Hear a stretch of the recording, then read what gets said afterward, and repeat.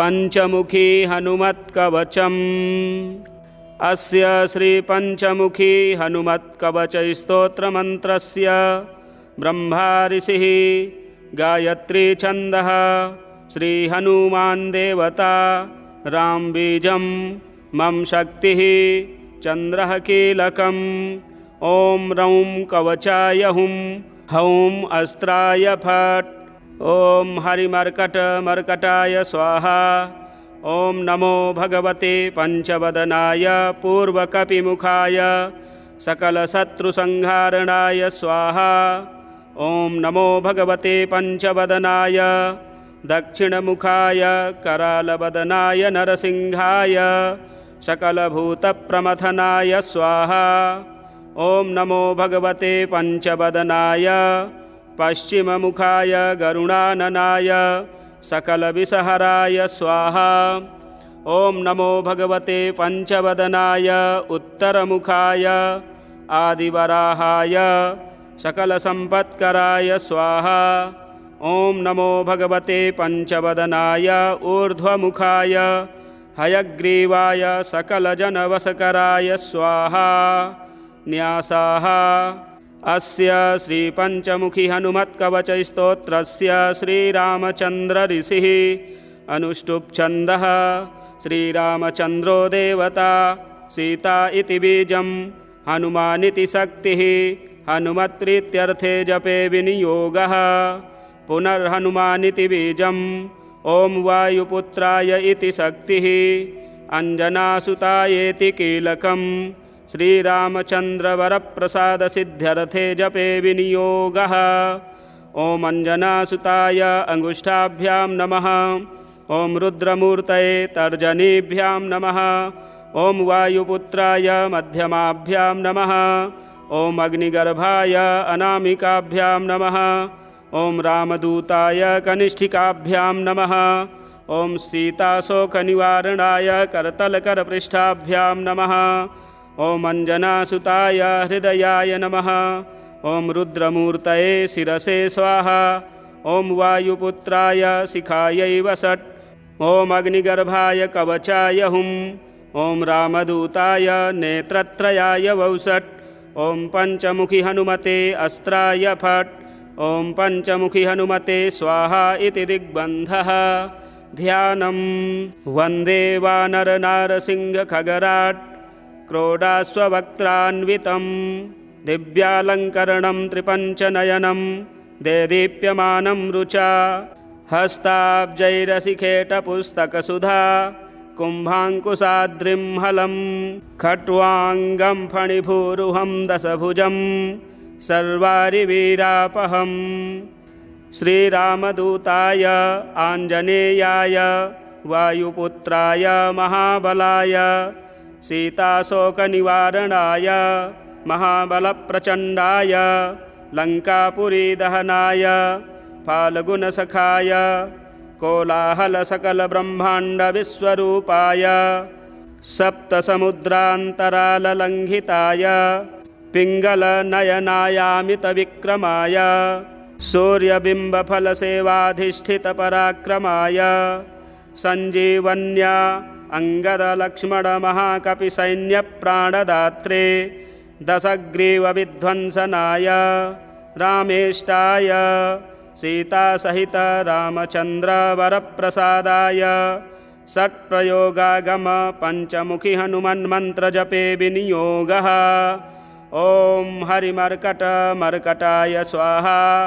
ॐ हरिमर्कटमर्कटाय वं वं वं वं वं वौषट् स्वाहा।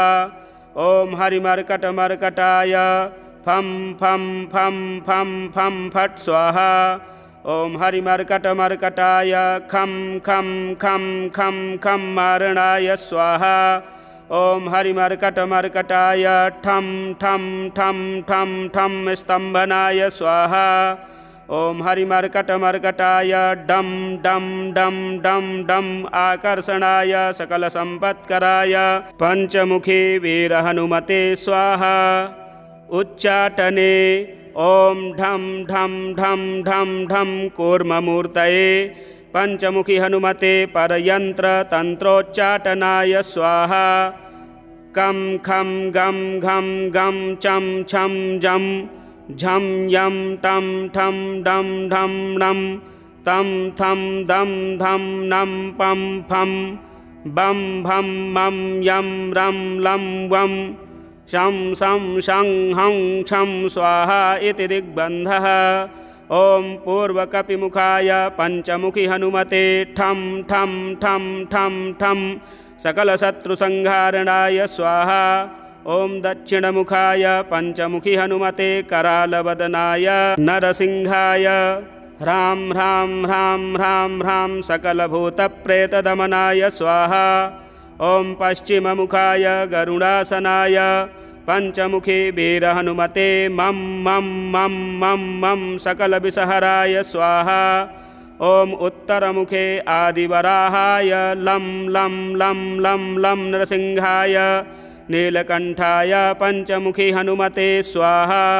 ॐ अंजनासुताय वायुपुत्राय महाबलाय रामेष्ठफाल्गुनसखाय सीताशोकनिवारणाय लक्ष्मणप्राणरक्षकाय कपिसैन्यप्रकाशाय दशग्रीवाभिमानदहनाय श्रीरामचन्द्रवरप्रसादकाय महावीर्याय प्रथमब्रह्माण्डनायकाय पंचमुखी हनुमते भूतप्रेतपिशाच ब्रह्मराक्षस शाकनी डाकनी अंतरिक्षगृह परयंत्र परतंत्र सर्वग्रहोच्चाटनाय सकलशत्रुसंहारणाय पंचमुखी हनुमद्वरप्रसादाय सर्वरक्षकाय जं जं जं जं स्वाहा।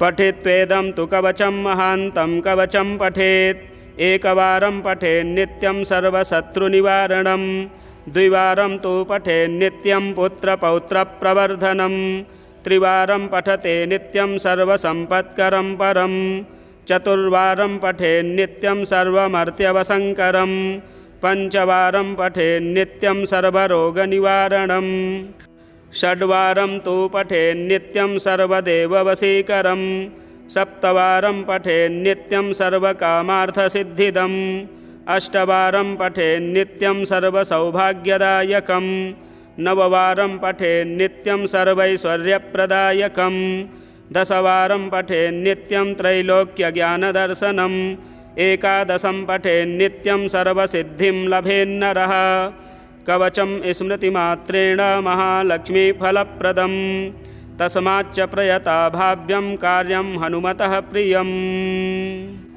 ॐ अंजनासुताय अंगुष्ठाभ्यां नमः। ॐ रुद्रमूर्तये तर्जनीभ्यां नमः।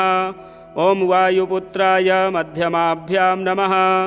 ॐ अग्निगर्भाय अनामिकाभ्यां नमः। ॐ रामदूताय कनिष्ठिकाभ्यां नमः।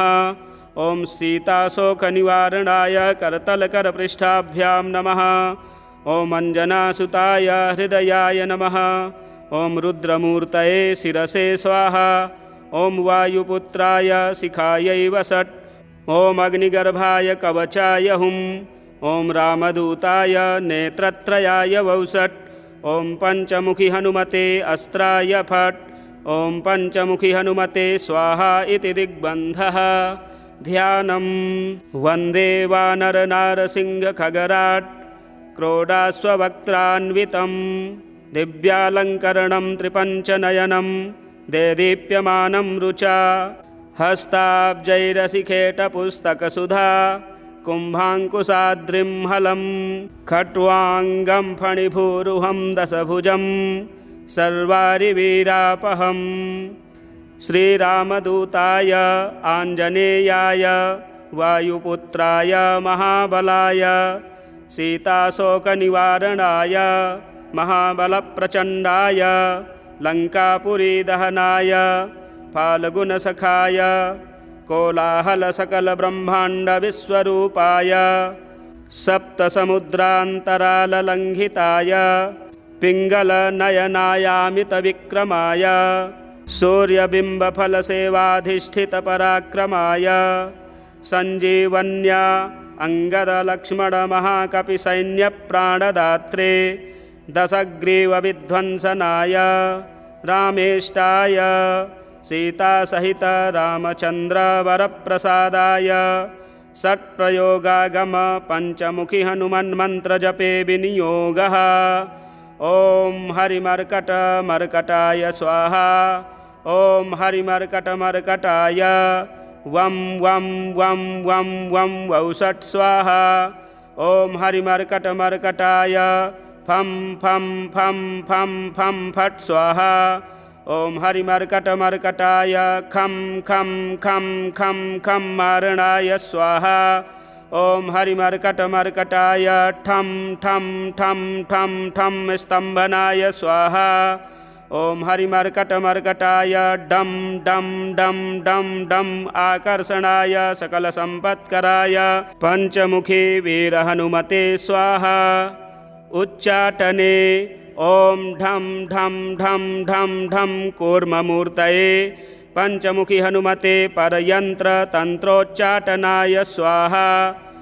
कं खं गं घं गं चं छं जं झं यं टं ठं डं ढं णं तं थं दं धं नं पं फं बं भं मं यं रं लं वं शं शं शं हं छं स्वाहा इति दिग्बन्धः। ॐ पूर्वकपिमुखाय पञ्चमुखी हनुमते ठं ठं ठं ठं ठं सकलशत्रुसंहारणाय स्वाहा। ॐ दक्षिणमुखाय पञ्चमुखी हनुमते करालवदनाय नरसिंहाय ह्रां ह्रां ह्रां ह्रां ह्रां सकलभूतप्रेतदमनाय स्वाहा। ॐ पश्चिममुखाय गरुडासनाय पञ्चमुखी वीरहनुमते मं मं मं मं मं सकलविषहराय स्वाहा। ॐ उत्तरमुखे आदिवराहाय लं लं लं लं लं नरसिंहाय नीलकण्ठाय पञ्चमुखी हनुमते स्वाहा। ॐ अञ्जनासुताय वायुपुत्राय महाबलाय रामेष्ठफाल्गुनसखाय सीताशोकनिवारणाय लक्ष्मणप्राणरक्षकाय कपिसैन्यप्रकाशाय दशग्रीवाभिमानदहनाय श्रीरामचन्द्रवरप्रसादकाय महावीर्याय प्रथमब्रह्माण्डनायकाय पञ्चमुखी हनुमते भूतप्रेतपिशाच ब्रह्मराक्षस शाकनी डाकनी अन्तरिक्षगृह परयन्त्र परतन्त्र सर्वग्रहोच्चाटनाय सकलशत्रुसंहारणाय पञ्चमुखी हनुमद्वरप्रसादाय सर्वरक्षकाय जं जं जं जं स्वाहा। पठेत्वेदं तु कवचं महान्तं कवचं पठेत् एकवारं पठेन्नित्यं सर्वशत्रुनिवारणं द्विवारं तु पठेन्नित्यं पुत्रपौत्रप्रवर्धनं त्रिवारं पठते नित्यं सर्वसम्पत्करं परं चतुर्वारं पठेन्नित्यं सर्वमर्त्यवसङ्करं पञ्चवारं पठेन्नित्यं सर्वरोगनिवारणं षड्वारं तु पठेन्नित्यं सर्वदेववशीकरं सप्तवारं पठेन्नित्यं सर्वकामार्थसिद्धिदम् अष्टवारं पठेन्नित्यं सर्वसौभाग्यदायकं नववारं पठेन्नित्यं सर्वैश्वर्यप्रदायकं दशवारं पठेन्नित्यं त्रैलोक्यज्ञानदर्शनम् एकादशं पठेन्नित्यं सर्वसिद्धिं लभेन्नरः कवचं स्मृतिमात्रेण महालक्ष्मीफलप्रदं तस्माच्च प्रयता भाव्यं कार्यं हनुमतः प्रियम्। ॐ अञ्जनासुताय अङ्गुष्ठाभ्यां नमः। ॐ रुद्रमूर्तये तर्जनीभ्यां नमः। ॐ वायुपुत्राय मध्यमाभ्यां नमः। ॐ अग्निगर्भाय अनामिकाभ्यां नमः। ॐ रामदूताय कनिष्ठिकाभ्यां नमः। ॐ सीताशोकनिवारणाय करतलकरपृष्ठाभ्यां नमः। ॐ अञ्जनासुताय हृदयाय नमः। ॐ रुद्रमूर्तये शिरसे स्वाहा।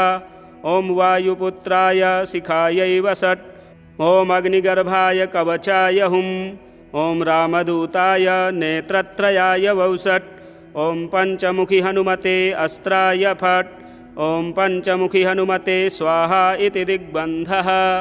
ध्यानं वन्दे वानरनारसिंहखगराट् क्रोडास्ववक्त्रान्वितं दिव्यालङ्करणं त्रिपञ्चनयनं देदीप्यमानं रुचा हस्ताब्जैरसिखेटपुस्तकसुधा कुम्भाङ्कुशाद्रिं हलं खट्वाङ्गं फणिभूरुहं दशभुजं सर्वारिवीरापहं श्रीरामदूताय आञ्जनेयाय वायुपुत्राय महाबलाय सीताशोकनिवारणाय महाबलप्रचण्डाय लङ्कापुरीदहनाय फाल्गुनसखाय कोलाहलसकलब्रह्माण्डविश्वरूपाय सप्तसमुद्रान्तराललङ्घिताय पिङ्गलनयनायामितविक्रमाय सूर्यबिम्बफलसेवाधिष्ठितपराक्रमाय सञ्जीवन्या अङ्गदलक्ष्मणमहाकपिसैन्यप्राणदात्रे दशग्रीवविध्वंसनाय रामेष्टाय सीतासहित रामचन्द्रवरप्रसादाय षट्प्रयोगागम पञ्चमुखि हनुमन्मन्त्रजपे विनियोगः।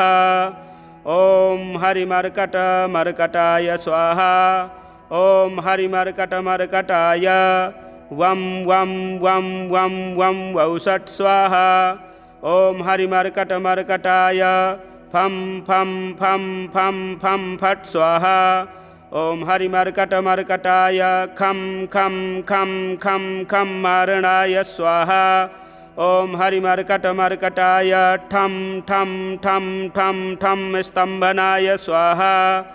ॐ हरिमर्कटमर्कटाय डं डं डं डं डं आकर्षणाय सकलसम्पत्कराय पञ्चमुखी वीरहनुमते स्वाहा। उच्चाटने ॐ ढं ढं ढं ढं ढं कूर्ममूर्तये पञ्चमुखि हनुमते परयन्त्रतन्त्रोच्चाटनाय स्वाहा। कं खं गं घं गं चं छं जं झं यं टं ठं डं ढं णं तं थं दं धं नं पं फं बं भं मं यं रं लं वं शं शं शं हं छं स्वाहा इति दिग्बन्धः। ॐ पूर्वकपिमुखाय पञ्चमुखि हनुमते ठं ठं ठं ठं ठं सकलशत्रुसंहारणाय स्वाहा। ॐ दक्षिणमुखाय पञ्चमुखि हनुमते करालवदनाय नरसिंहाय ह्रां ह्रां ह्रां ह्रां ह्रां सकलभूतप्रेतदमनाय स्वाहा। ॐ पश्चिममुखाय गरुडासनाय पञ्चमुखी वीरहनुमते मं मं मं मं मं सकलविषहराय स्वाहा। ॐ उत्तरमुखे आदिवराहाय लं लं लं लं लं नरसिंहाय नीलकण्ठाय पञ्चमुखी हनुमते स्वाहा। ॐ अञ्जनासुताय वायुपुत्राय महाबलाय रामेष्ठफाल्गुनसखाय सीताशोकनिवारणाय लक्ष्मणप्राणरक्षकाय कपिसैन्यप्रकाशाय दशग्रीवाभिमानदहनाय श्रीरामचन्द्रवरप्रसादकाय महावीर्याय प्रथमब्रह्माण्डनायकाय पञ्चमुखि हनुमते भूतप्रेतपिशाच ब्रह्मराक्षस शाकनी डाकनी अन्तरिक्षगृह परयन्त्र परतन्त्र सर्वग्रहोच्चाटनाय सकलशत्रुसंहारणाय पञ्चमुखि हनुमद्वरप्रसादाय सर्वरक्षकाय जं जं जं जं स्वाहा। पठेत्वेदं तु कवचं महान्तं कवचं पठेत्। एकवारं पठेन्नित्यं सर्वशत्रुनिवारणं। द्विवारं तु पठेन्नित्यं पुत्रपौत्रप्रवर्धनं। त्रिवारं पठते नित्यं सर्वसम्पत्करं परं। चतुर्वारं पठेन्नित्यं सर्वमर्त्यवसङ्करं। पञ्चवारं पठेन्नित्यं सर्वरोगनिवारणं। षड्वारं तु पठेन्नित्यं सर्वदेववशीकरं। सप्तवारं पठेन्नित्यं सर्वकामार्थसिद्धिदम्। अष्टवारं पठेन्नित्यं सर्वसौभाग्यदायकं। नववारं पठेन्नित्यं सर्वैश्वर्यप्रदायकं। दशवारं पठेन्नित्यं त्रैलोक्यज्ञानदर्शनम्। एकादशं पठेन्नित्यं सर्वसिद्धिं लभेन्नरः कवचं स्मृतिमात्रेण महालक्ष्मीफलप्रदं तस्माच्च प्रयता भाव्यं कार्यं हनुमतः प्रियम्। ॐ अञ्जनासुताय अङ्गुष्ठाभ्यां नमः। ॐ रुद्रमूर्तये तर्जनीभ्यां नमः। ॐ वायुपुत्राय मध्यमाभ्यां नमः। ॐ अग्निगर्भाय अनामिकाभ्यां नमः। ॐ रामदूताय कनिष्ठिकाभ्यां नमः। ॐ सीताशोकनिवारणाय करतलकरपृष्ठाभ्यां नमः। ॐ अञ्जनासुताय हृदयाय नमः। ॐ रुद्रमूर्तये शिरसे स्वाहा। ॐ वायुपुत्राय शिखायै वसट्। ॐ अग्निगर्भाय कवचाय हुम्।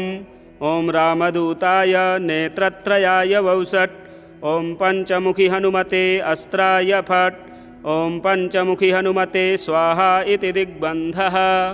ध्यानं वन्दे वानरनारसिंहखगराट् क्रोडाश्ववक्त्रान्वितं दिव्यालङ्करणं त्रिपञ्चनयनं देदीप्यमानं रुचा हस्ताब्जैरसिखेटपुस्तकसुधा कुम्भाङ्कुशाद्रिं हलं खट्वाङ्गं फणिभूरुहं दशभुजं सर्वारिवीरापहं श्रीरामदूताय आञ्जनेयाय वायुपुत्राय महाबलाय सीताशोकनिवारणाय महाबलप्रचण्डाय लङ्कापुरीदहनाय फाल्गुनसखाय कोलाहलसकलब्रह्माण्डविश्वरूपाय सप्तसमुद्रान्तराललङ्घिताय पिङ्गलनयनायामितविक्रमाय सूर्यबिम्बफलसेवाधिष्ठितपराक्रमाय सञ्जीवन्या अङ्गदलक्ष्मणमहाकपिसैन्यप्राणदात्रे दशग्रीवविध्वंसनाय रामेष्टाय सीतासहित रामचन्द्रवरप्रसादाय षट्प्रयोगागम पञ्चमुखि हनुमन्मन्त्रजपे विनियोगः। ॐ हरिमर्कटमर्कटाय स्वाहा। ॐ हरिमर्कटमर्कटाय वं वं वं वं वं वौषट् स्वाहा। ॐ हरिमर्कटमर्कटाय फं फं फं फं फं फट् स्वाहा। ॐ हरिमर्कटमर्कटाय खं खं खं खं खं मारणाय स्वाहा। ॐ हरिमर्कटमर्कटाय ठं ठं ठं ठं ठं स्तम्भनाय स्वाहा। ॐ हरिमर्कटमर्कटाय डं डं डं डं डं आकर्षणाय सकलसम्पत्कराय पञ्चमुखी वीरहनुमते स्वाहा। उच्चाटने ॐ ढं ढं ढं ढं ढं कूर्ममूर्तये पञ्चमुखि हनुमते परयन्त्रतन्त्रोच्चाटनाय स्वाहा। कं खं गं घं गं चं छं जं झं यं टं ठं डं ढं णं तं थं दं धं नं पं फं बं भं मं यं रं लं वं शं शं शं हं छं स्वाहा इति दिग्बन्धः। ॐ पूर्वकपिमुखाय पञ्चमुखि हनुमते ठं ठं ठं ठं ठं सकलशत्रुसंहारणाय स्वाहा। ॐ दक्षिणमुखाय पञ्चमुखि हनुमते करालवदनाय नरसिंहाय ह्रां ह्रां ह्रां ह्रां ह्रां सकलभूतप्रेतदमनाय स्वाहा। ॐ पश्चिममुखाय गरुडासनाय पञ्चमुखी वीरहनुमते मं मं मं मं मं सकलविषहराय स्वाहा। ॐ उत्तरमुखे आदिवराहाय लं लं लं लं लं नरसिंहाय नीलकण्ठाय पञ्चमुखी हनुमते स्वाहा। ॐ अञ्जनासुताय वायुपुत्राय महाबलाय रामेष्ठफाल्गुनसखाय सीताशोकनिवारणाय लक्ष्मणप्राणरक्षकाय कपिसैन्यप्रकाशाय दशग्रीवाभिमानदहनाय श्रीरामचन्द्रवरप्रसादकाय महावीर्याय प्रथमब्रह्माण्डनायकाय पञ्चमुखि हनुमते भूतप्रेतपिशाच ब्रह्मराक्षस शाकनी डाकनी अंतरिक्षगृह परयंत्र परतंत्र सर्वग्रहोच्चाटनाय सकलशत्रुसंहारणाय पंचमुखी हनुमद्वरप्रसादाय सर्वरक्षकाय जं जं जं जं स्वाहा। पठेत्वेदं तु कवचं महान्तं कवचं पठेत् एकवारं पठेन्नित्यं सर्वशत्रुनिवारणं द्विवारं तु पठेन्नित्यं पुत्रपौत्रप्रवर्धनं त्रिवारं पठते नित्यं सर्वसम्पत्करं परं चतुर्वारं पठेन्नित्यं सर्वमर्त्यवसङ्करं पंचवारं पठेन्नित्यं सर्वरोगनिवारणं षड्वारं तु पठेन्नित्यं सर्वदेववशीकरं सप्तवारं पठेन्नित्यं सर्वकामार्थसिद्धिदम् अष्टवारं पठेन्नित्यं सर्वसौभाग्यदायकं नववारं पठेन्नित्यं सर्वैश्वर्यप्रदायकं दशवारं पठेन्नित्यं त्रैलोक्यज्ञानदर्शनम् एकादशं पठेन्नित्यं सर्वसिद्धिं लभेन्नरः कवचं स्मृतिमात्रेण महालक्ष्मीफलप्रदं तस्माच्च प्रयता भाव्यं कार्यं हनुमतः प्रियम्। ॐ अञ्जनासुताय अङ्गुष्ठाभ्यां नमः। ॐ रुद्रमूर्तये तर्जनीभ्यां नमः। ॐ वायुपुत्राय मध्यमाभ्यां नमः। ॐ अग्निगर्भाय अनामिकाभ्यां नमः। ॐ रामदूताय कनिष्ठिकाभ्यां नमः। ॐ सीताशोकनिवारणाय करतलकरपृष्ठाभ्यां नमः। ॐ अञ्जनासुताय हृदयाय नमः। ॐ रुद्रमूर्तये शिरसे स्वाहा। ॐ वायुपुत्राय शिखायै वसट्। ॐ अग्निगर्भाय कवचाय हुम्। ॐ रामदूताय नेत्रत्रयाय वौषट्। ॐ पंचमुखी हनुमते अस्त्राय फट्। ॐ पंचमुखी हनुमते स्वाहा इति दिग्बन्धः। ध्यानं वन्दे वानरनारसिंहखगराट् क्रोडाश्ववक्त्रान्वितं दिव्यालङ्करणं त्रिपञ्चनयनं देदीप्यमानं रुचा हस्ताब्जैरसिखेटपुस्तकसुधा कुम्भाङ्कुशाद्रिं हलं खट्वाङ्गं फणिभूरुहं दशभुजं सर्वारिवीरापहं श्रीरामदूताय आञ्जनेयाय वायुपुत्राय महाबलाय सीताशोकनिवारणाय महाबलप्रचण्डाय लङ्कापुरीदहनाय फाल्गुनसखाय कोलाहलसकलब्रह्माण्डविश्वरूपाय सप्तसमुद्रान्तराललङ्घिताय पिङ्गलनयनायामितविक्रमाय सूर्यबिम्बफलसेवाधिष्ठितपराक्रमाय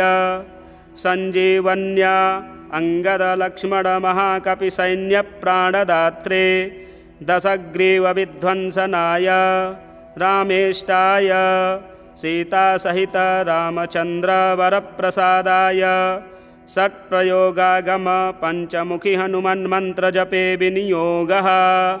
ॐ हरिमर्कटमर्कटाय स्वाहा। ॐ हरिमर्कटमर्कटाय वं वं वं वं वं वौषट् स्वाहा। ॐ हरिमर्कटमर्कटाय फं फं फं फं फं फट् स्वाहा। ॐ हरिमर्कटमर्कटाय खं खं खं खं खं मारणाय स्वाहा। ॐ हरिमर्कटमर्कटाय ठं ठं ठं ठं ठं स्तम्भनाय स्वाहा। ॐ हरिमर्कटमर्कटाय डं डं डं डं डं आकर्षणाय सकलसम्पत्कराय पंचमुखी वीरहनुमते स्वाहा। उच्चाटने ॐ ढं ढं ढं ढं ढं कूर्ममूर्तये पंचमुखी हनुमते परयन्त्रतन्त्रोच्चाटनाय स्वाहा। कं खं गं घं गं चं छं जं झं यं टं ठं डं ढं णं तं थं दं धं नं पं फं बं भं मं यं रं लं वं शं शं शं हं छं स्वाहा इति दिग्बन्धः। ॐ पूर्वकपिमुखाय पंचमुखी हनुमते ठं ठं ठं ठं ठं सकलशत्रुसंहारणाय स्वाहा। ॐ दक्षिणमुखाय पंचमुखी हनुमते करालवदनाय नरसिंहाय ह्रां ह्रां ह्रां ह्रां ह्रां सकलभूतप्रेतदमनाय स्वाहा। ॐ पश्चिममुखाय गरुडासनाय पंचमुखी वीरहनुमते मं मं मं मं मं सकलविषहराय स्वाहा।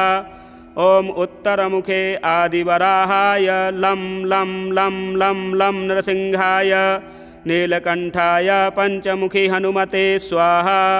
ॐ अंजनासुताय वायुपुत्राय महाबलाय रामेष्ठफाल्गुनसखाय सीताशोकनिवारणाय लक्ष्मणप्राणरक्षकाय कपिसैन्यप्रकाशाय दशग्रीवाभिमानदहनाय श्रीरामचन्द्रवरप्रसादकाय महावीर्याय प्रथमब्रह्माण्डनायकाय पंचमुखी हनुमते भूतप्रेतपिशाच ब्रह्मराक्षस शाकनी डाकनी अंतरिक्षगृह परयंत्र परतंत्र सर्वग्रहोच्चाटनाय सकलशत्रुसंहारणाय पंचमुखी हनुमद्वरप्रसादाय सर्वरक्षकाय जं जं जं जं स्वाहा। पठेत्वेदं तु कवचं महान्तं कवचं पठेत् एकवारं पठेन्नित्यं सर्वशत्रुनिवारणं द्विवारं तु पठेन्नित्यं पुत्रपौत्रप्रवर्धनं त्रिवारं पठते नित्यं सर्वसम्पत्करं परं चतुर्वारं पठेन्नित्यं सर्वमर्त्यवसङ्करं पंचवारं पठेन्नित्यं सर्वरोगनिवारणं षड्वारं तु पठेन्नित्यं सर्वदेववशीकरं सप्तवारं पठेन्नित्यं सर्वकामार्थसिद्धिदम् अष्टवारं पठेन्नित्यं सर्वसौभाग्यदायकं नववारं पठेन्नित्यं सर्वैश्वर्यप्रदायकं दशवारं पठेन्नित्यं त्रैलोक्यज्ञानदर्शनम् एकादशं पठेन्नित्यं सर्वसिद्धिं लभेन्नरः कवचं स्मृतिमात्रेण महालक्ष्मीफलप्रदं तस्माच्च प्रयता भाव्यं कार्यं हनुमतः प्रियम्। ॐ अंजनासुताय अंगुष्ठाभ्यां नमः। ॐ रुद्रमूर्तये तर्जनीभ्यां नमः।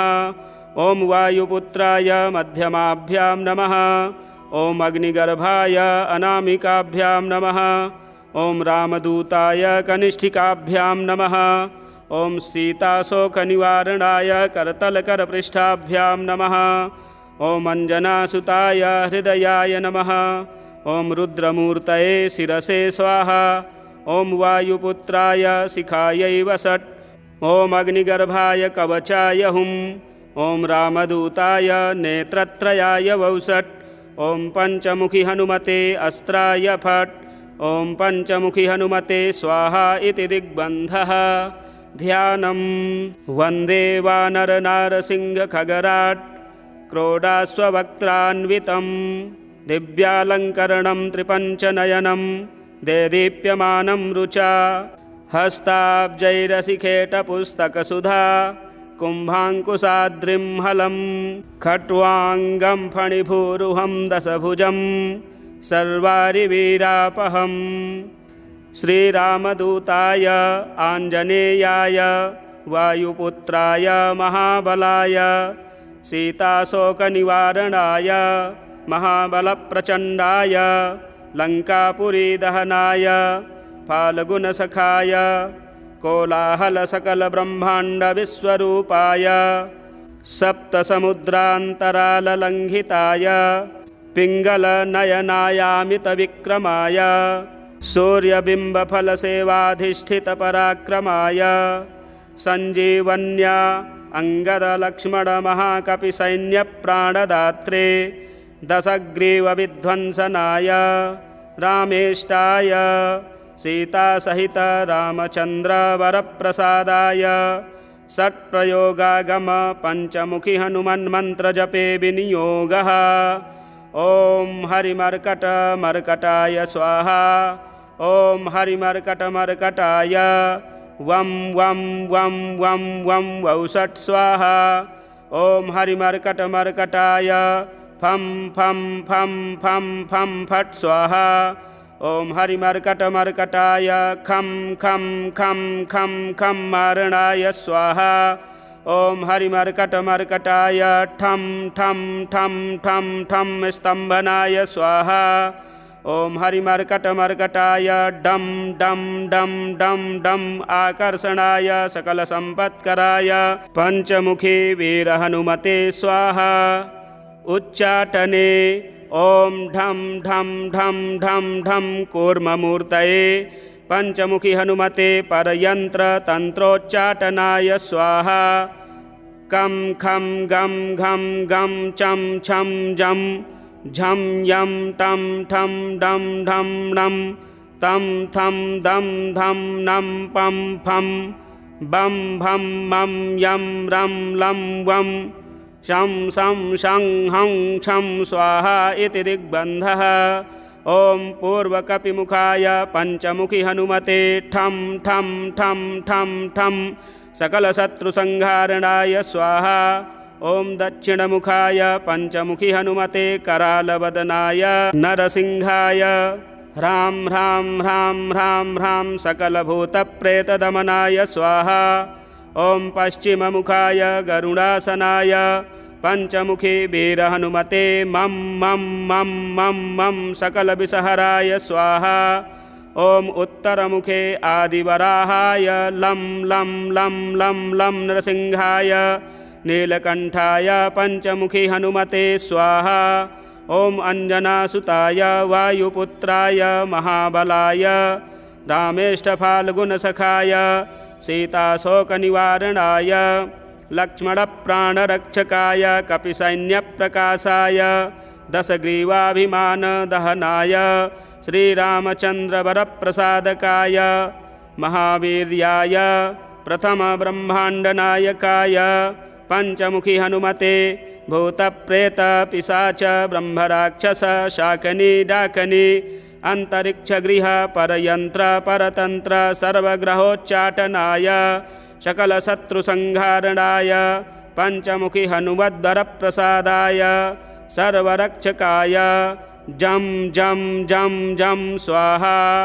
पठेत्वेदं तु कवचं महान्तं कवचं पठेत् एकवारं पठेन्नित्यं सर्वशत्रुनिवारणं द्विवारं तु पठेन्नित्यं पुत्रपौत्रप्रवर्धनं त्रिवारं पठते नित्यं सर्वसम्पत्करं परं चतुर्वारं पठेन्नित्यं सर्वमर्त्यवसङ्करं पञ्चवारं पठेन्नित्यं सर्वरोगनिवारणं षड्वारं तु पठेन्नित्यं सर्वदेववशीकरं सप्तवारं पठेन्नित्यं सर्वकामार्थसिद्धिदम् अष्टवारं पठेन्नित्यं सर्वसौभाग्यदायकं नववारं पठेन्नित्यं सर्वैश्वर्यप्रदायकं दशवारं पठेन्नित्यं त्रैलोक्यज्ञानदर्शनम् एकादशं पठेन्नित्यं सर्वसिद्धिं लभेन्नरः कवचं स्मृतिमात्रेण महालक्ष्मीफलप्रदं तस्माच्च प्रयता भाव्यं कार्यं हनुमतः प्रियम्।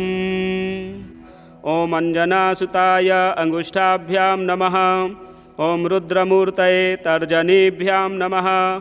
ॐ वायुपुत्राय मध्यमाभ्यां नमः। ॐ अग्निगर्भाय अनामिकाभ्यां नमः। ॐ रामदूताय कनिष्ठिकाभ्यां नमः। ॐ सीताशोकनिवारणाय करतलकरपृष्ठाभ्यां नमः। ॐ अञ्जनासुताय हृदयाय नमः। ॐ रुद्रमूर्तये शिरसे स्वाहा। ॐ वायुपुत्राय शिखायै वषट्।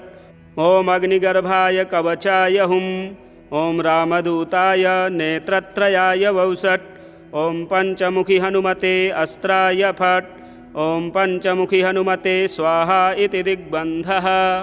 ध्यानं वन्दे वानरनारसिंहखगराट् क्रोडाश्ववक्त्रान्वितं दिव्यालङ्करणं त्रिपञ्चनयनं देदीप्यमानं रुचा हस्ताब्जैरशिखेटपुस्तकसुधा कुम्भाङ्कुशाद्रिं हलं खट्वाङ्गं फणिभूरुहं दशभुजं सर्वारिवीरापहम् श्रीरामदूताय आञ्जनेयाय वायुपुत्राय महाबलाय सीताशोकनिवारणाय महाबलप्रचण्डाय लङ्कापुरीदहनाय फाल्गुनसखाय कोलाहलसकलब्रह्माण्डविश्वरूपाय सप्तसमुद्रान्तराललङ्घिताय पिङ्गलनयनायामितविक्रमाय सूर्यबिम्बफलसेवाधिष्ठितपराक्रमाय सञ्जीवन्या अङ्गदलक्ष्मणमहाकपिसैन्यप्राणदात्रे दशग्रीवविध्वंसनाय रामेष्टाय सीतासहित रामचन्द्रवरप्रसादाय षट्प्रयोगागम पञ्चमुखि हनुमन्मन्त्रजपे विनियोगः। ॐ हरिमर्कटमर्कटाय स्वाहा।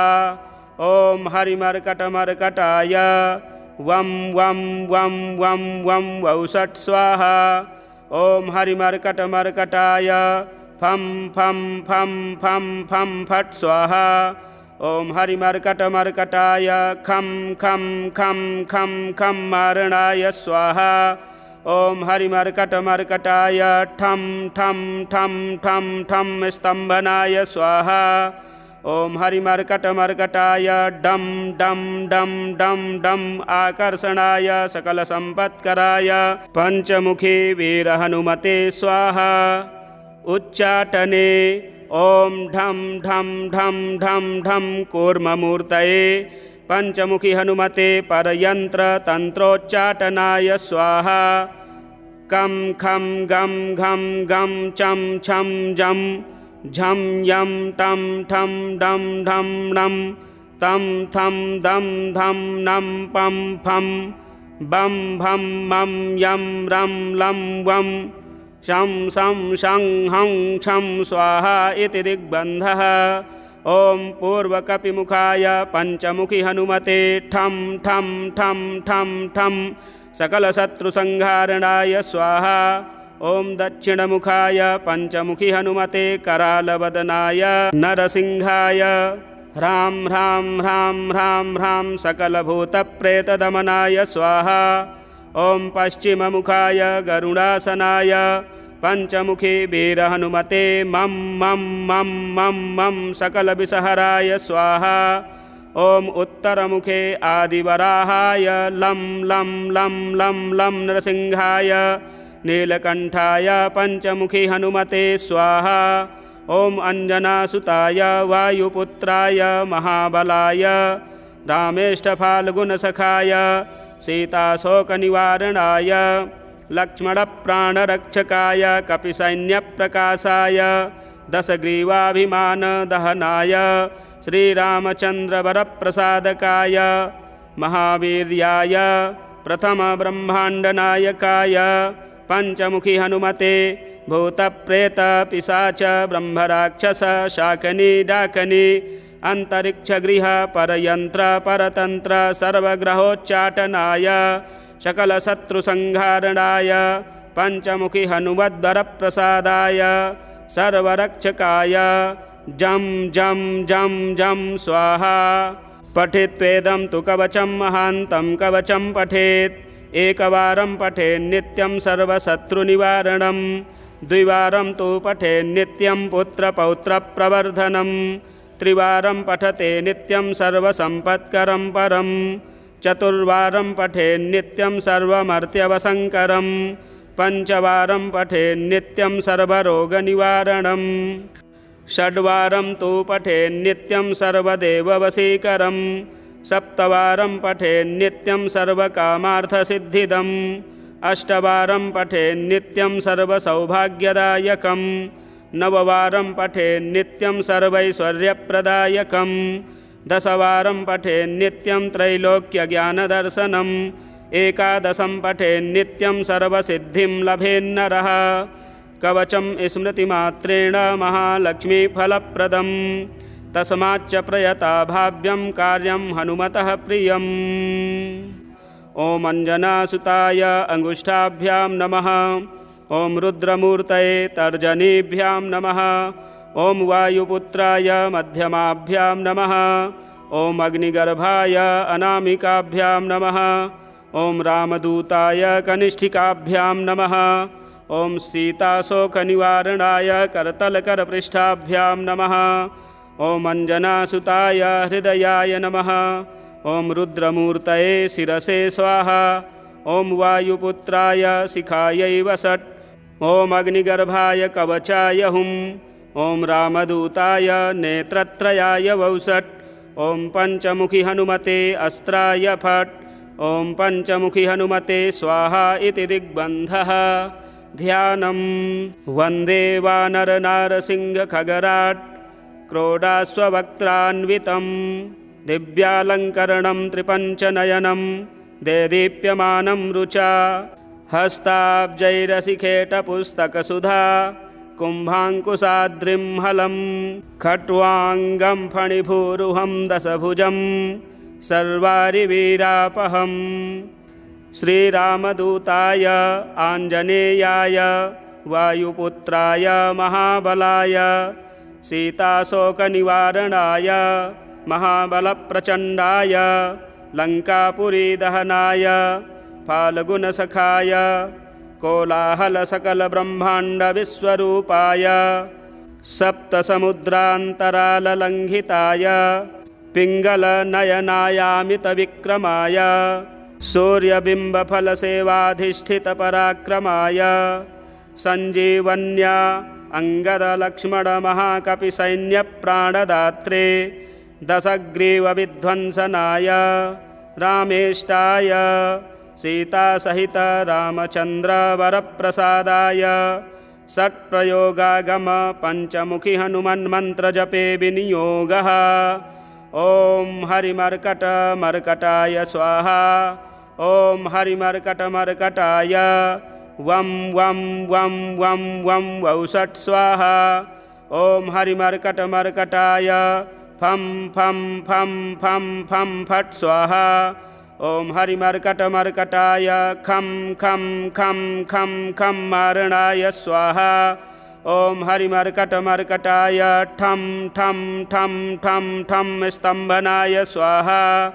ॐ हरिमर्कटमर्कटाय डं डं डं डं डं आकर्षणाय सकलसम्पत्कराय पञ्चमुखी वीरहनुमते स्वाहा। उच्चाटने ॐ ढं ढं ढं ढं ढं कूर्ममूर्तये पञ्चमुखि हनुमते परयन्त्रतन्त्रोच्चाटनाय स्वाहा। कं खं गं घं गं चं छं जं झं यं टं ठं डं ढं णं तं थं दं धं नं पं फं बं भं मं यं रं लं वं शं शं शं हं छं स्वाहा इति दिग्बन्धः। ॐ पूर्वकपिमुखाय पञ्चमुखि हनुमते ठं ठं ठं ठं ठं सकलशत्रुसंहारणाय स्वाहा। ॐ दक्षिणमुखाय पञ्चमुखि हनुमते करालवदनाय नरसिंहाय ह्रां ह्रां ह्रां ह्रां ह्रां सकलभूतप्रेतदमनाय स्वाहा। ॐ पश्चिममुखाय गरुडासनाय पञ्चमुखी वीरहनुमते मं मं मं मं मं सकलविषहराय स्वाहा। ॐ उत्तरमुखे आदिवराहाय लं लं लं लं लं नरसिंहाय नीलकण्ठाय पञ्चमुखी हनुमते स्वाहा।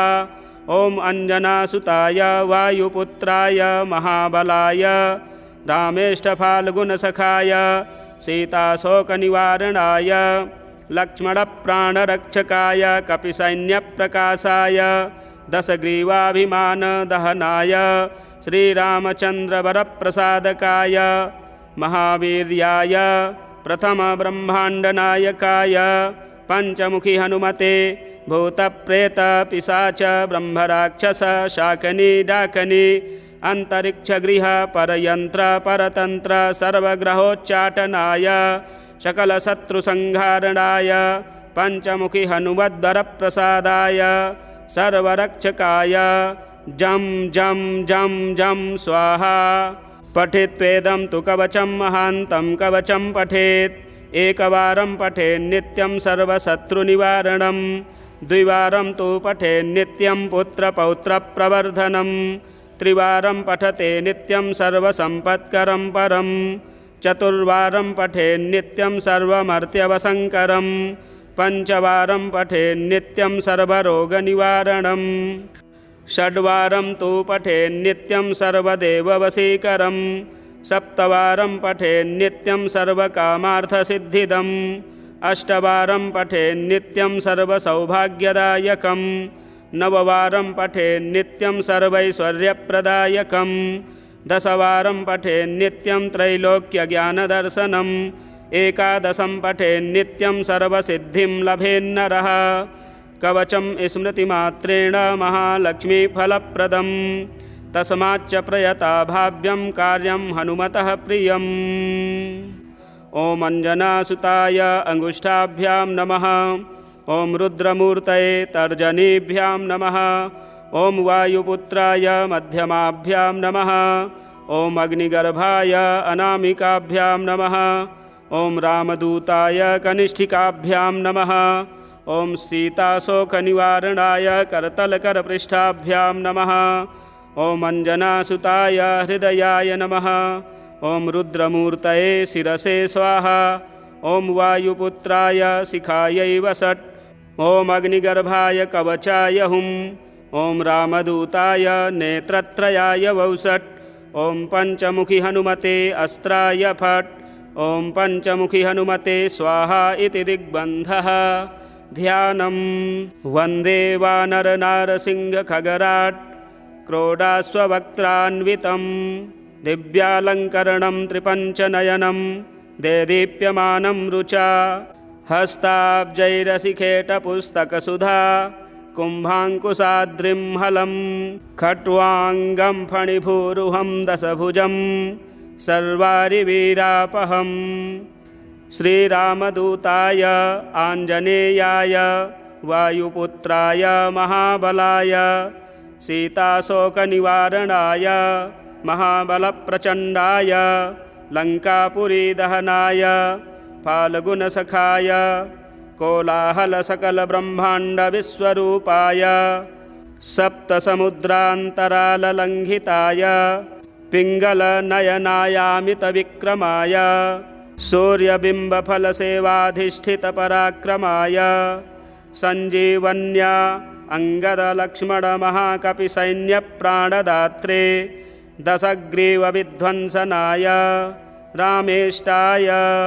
सीतासहित रामचन्द्रवरप्रसादाय षट्प्रयोगागम पञ्चमुखि हनुमन्मन्त्रजपे विनियोगः ॐ हरिमर्कटमर्कटाय स्वाहा ॐ हरिमर्कटमर्कटाय वं वं वं वं वं वौषट् स्वाहा ॐ हरिमर्कटमर्कटाय फं फं फं फं फं फट् स्वाहा ॐ हरिमर्कटमर्कटाय खं खं खं खं खं मारणाय स्वाहा ॐ हरिमर्कटमर्कटाय ठं ठं ठं ठं ठं स्तम्भनाय स्वाहा ॐ हरिमर्कटमर्कटाय डं डं डं डं डं आकर्षणाय सकलसम्पत्कराय पञ्चमुखी वीरहनुमते स्वाहा उच्चाटने ॐ ढं ढं ढं ढं ढं कूर्ममूर्तये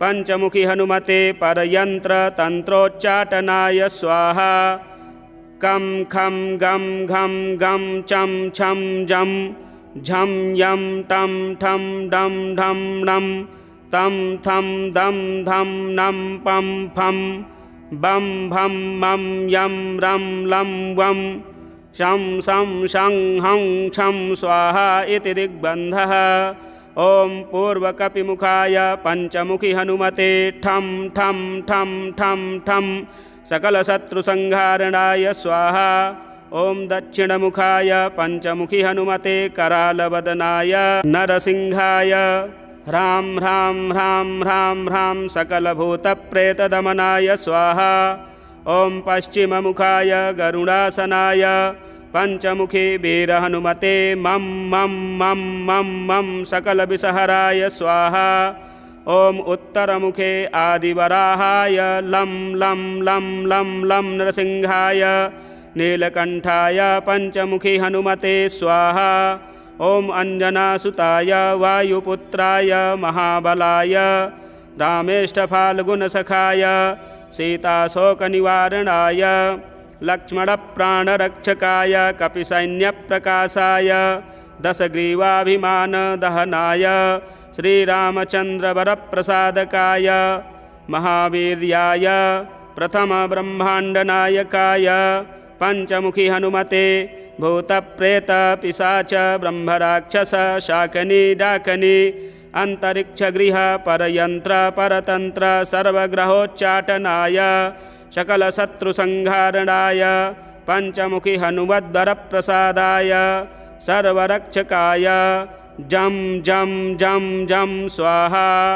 पठेत्वेदं तु कवचं महान्तं कवचं पठेत् एकवारं पठेन्नित्यं सर्वशत्रुनिवारणं द्विवारं तु पठेन्नित्यं पुत्रपौत्रप्रवर्धनं त्रिवारं पठते नित्यं सर्वसम्पत्करं परं चतुर्वारं पठेन्नित्यं सर्वमर्त्यवसङ्करं पञ्चवारं पठेन्नित्यं सर्वरोगनिवारणं षड्वारं तु पठेन्नित्यं सर्वदेववशीकरं सप्तवारं पठेन्नित्यं सर्वकामार्थसिद्धिदम् अष्टवारं पठेन्नित्यं सर्वसौभाग्यदायकं नववारं पठेन्नित्यं सर्वैश्वर्यप्रदायकं दशवारं पठेन्नित्यं त्रैलोक्यज्ञानदर्शनम् एकादशं पठेन्नित्यं सर्वसिद्धिं लभेन्नरः कवचं स्मृतिमात्रेण महालक्ष्मीफलप्रदं तस्माच्च प्रयता भाव्यं कार्यं हनुमतः प्रियम्।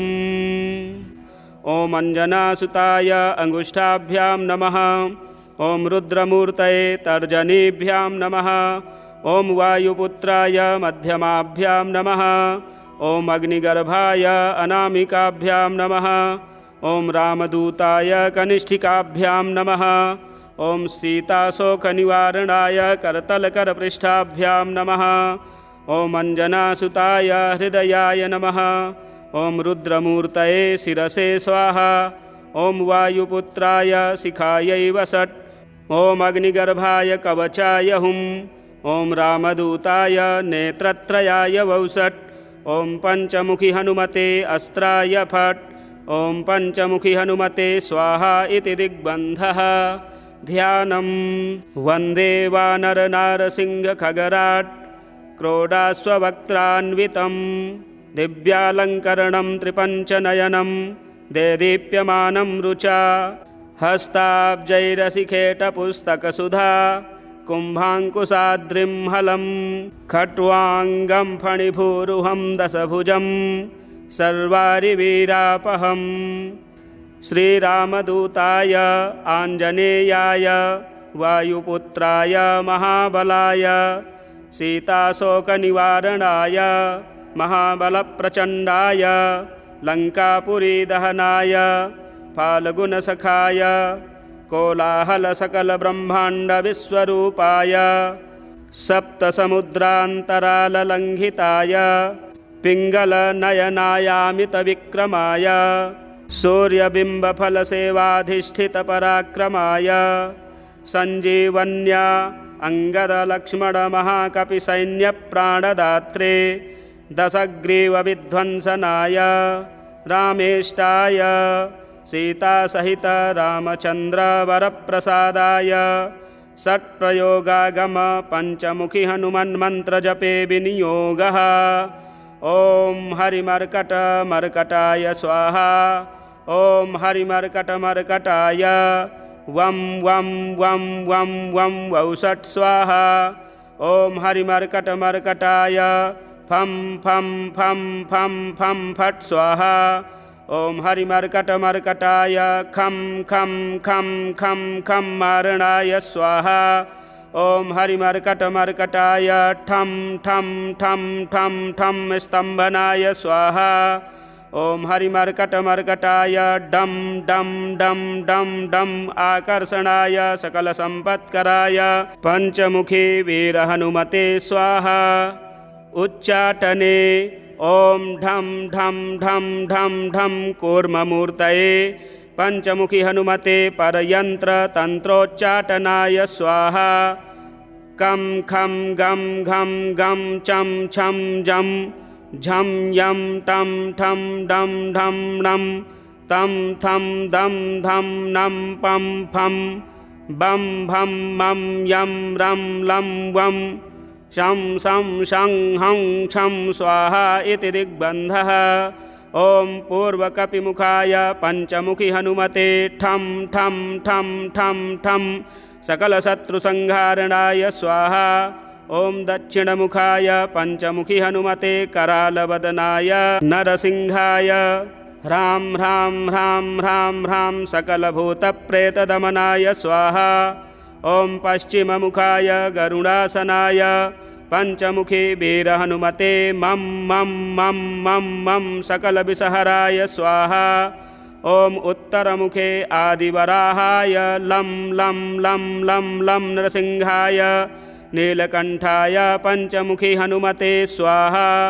ॐ अञ्जनासुताय वायुपुत्राय महाबलाय रामेष्ठफाल्गुनसखाय सीताशोकनिवारणाय लक्ष्मणप्राणरक्षकाय कपिसैन्यप्रकाशाय दशग्रीवाभिमानदहनाय श्रीरामचन्द्रवरप्रसादकाय महावीर्याय प्रथमब्रह्माण्डनायकाय पञ्चमुखी हनुमते भूतप्रेतपिशाच ब्रह्मराक्षस शाकनी डाकनी अंतरिक्षगृह परयंत्र परतंत्र सर्वग्रहोच्चाटनाय सकलशत्रुसंहारणाय पञ्चमुखी हनुमद्वरप्रसादाय सर्वरक्षकाय जं जं जं जं स्वाहा।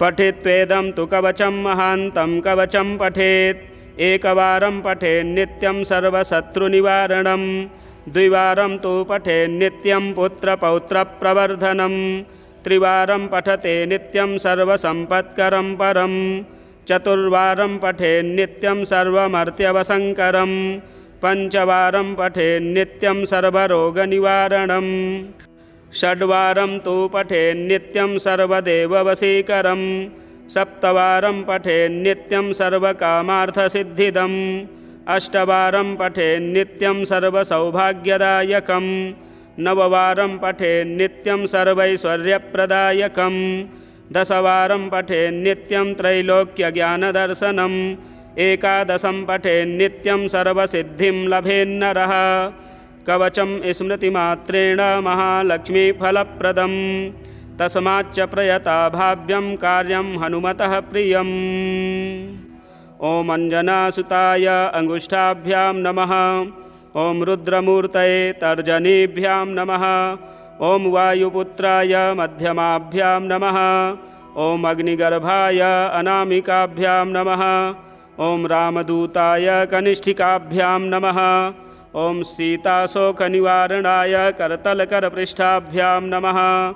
ॐ अञ्जनासुताय हृदयाय नमः। ॐ रुद्रमूर्तये शिरसे स्वाहा। ॐ वायुपुत्राय शिखायै वषट्। ॐ अग्निगर्भाय कवचाय हुम्। ॐ रामदूताय नेत्रत्रयाय वौषट्। ॐ पञ्चमुखि हनुमते अस्त्राय फट्। ॐ पञ्चमुखि हनुमते स्वाहा इति दिग्बन्धः।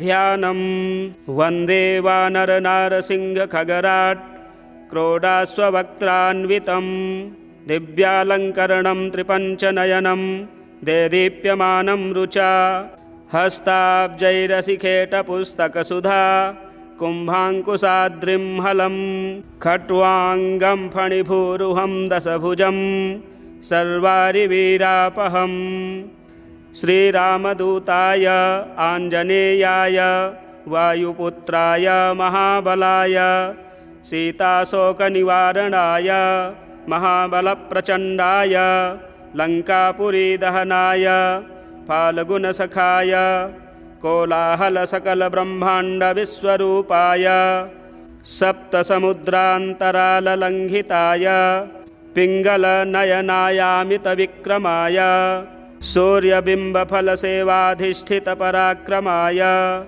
सञ्जीवन्या अङ्गदलक्ष्मणमहाकपिसैन्यप्राणदात्रे दशग्रीवविध्वंसनाय रामेष्टाय सीतासहित रामचन्द्रवरप्रसादाय षट्प्रयोगागम पञ्चमुखी हनुमन्मन्त्रजपे विनियोगः। ॐ हरिमर्कटमर्कटाय स्वाहा। ॐ हरिमर्कटमर्कटाय वं वं वं वं वं वौषट् स्वाहा। ॐ हरिमर्कटमर्कटाय फं फं फं फं फं फट् स्वाहा।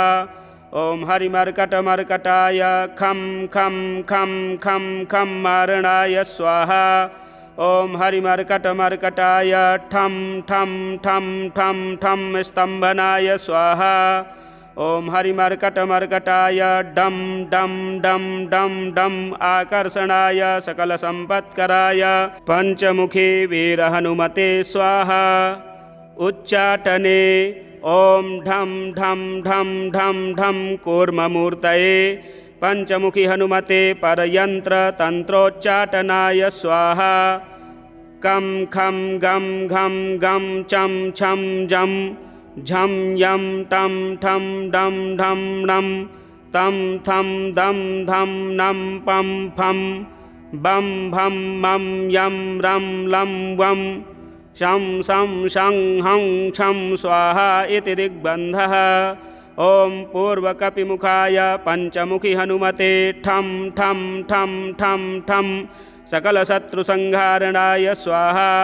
ॐ दक्षिणमुखाय पञ्चमुखी हनुमते करालवदनाय नरसिंहाय ह्रां ह्रां ह्रां ह्रां ह्रां सकलभूतप्रेतदमनाय स्वाहा। ॐ पश्चिममुखाय गरुडासनाय पञ्चमुखी वीरहनुमते मं मं मं मं मं सकलविषहराय स्वाहा। ॐ उत्तरमुखे आदिवराहाय लं लं लं लं लं नरसिंहाय नीलकण्ठाय पञ्चमुखी हनुमते स्वाहा। ॐ अञ्जनासुताय वायुपुत्राय महाबलाय रामेष्ठफाल्गुनसखाय सीताशोकनिवारणाय लक्ष्मणप्राणरक्षकाय कपिसैन्यप्रकाशाय दशग्रीवाभिमानदहनाय श्रीरामचन्द्रवरप्रसादकाय महावीर्याय प्रथमब्रह्माण्डनायकाय पञ्चमुखी हनुमते भूतप्रेतपिशाच ब्रह्मराक्षस शाकनी डाकनी अन्तरिक्षगृह परयन्त्र परतन्त्र सर्वग्रहोच्चाटनाय सकलशत्रुसंहारणाय पञ्चमुखी हनुमद्वरप्रसादाय सर्वरक्षकाय जं जं जं जं स्वाहा।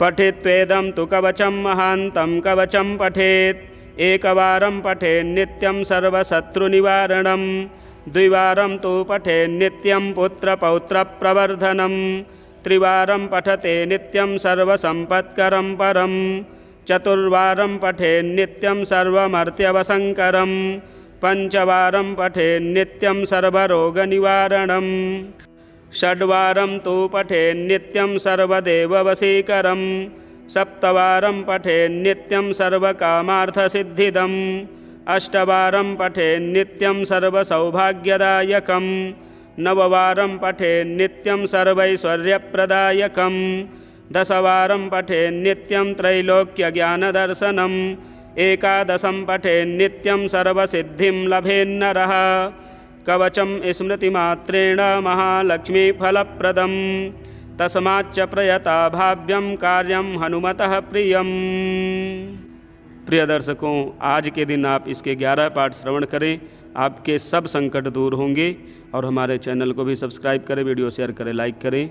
जय श्री राम।